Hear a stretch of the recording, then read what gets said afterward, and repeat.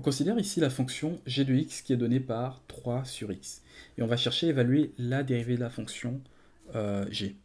Donc on voit que la dérivée de la fonction nous est donnée ici par une formule qui est la limite lorsque t tend vers x de gt, g de t moins g de x sur t moins x.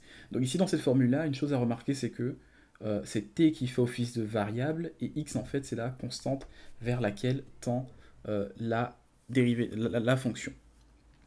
Donc on va évaluer la dérivée. On aura que g' de x sera égal à la limite lorsque t tend vers x de 3 sur t, ici, moins 3 sur x, le tout divisé par t moins x. Donc cette fonction-là, cette forme-là, je peux la transformer encore.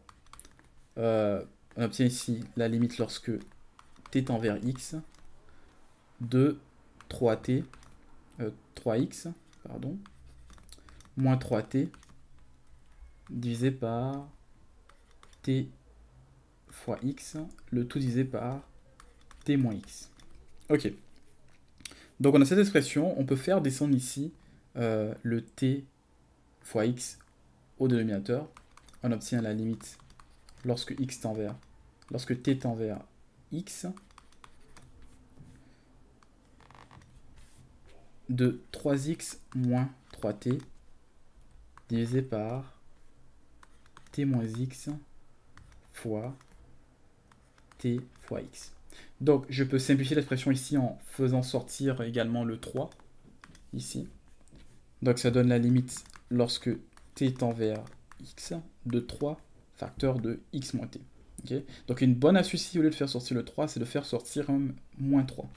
Okay. Si je fais sortir le moins 3, mon expression dans la parenthèse devient t moins x ici. Donc en faisant sortir au moins 3, j'obtiens dans la parenthèse un t moins x. Donc à ce moment-là, je vois que je peux simplifier à ce moment-là le terme t moins x ici et le terme t moins x au dénominateur. Donc il ne nous reste plus qu'à évaluer la limite lorsque t tend vers x de moins 3 sur t fois x.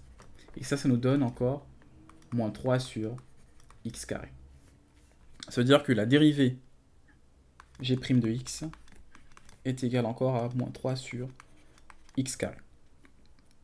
Donc on peut s'intéresser à évaluer cette dérivée-là au point 0 par exemple.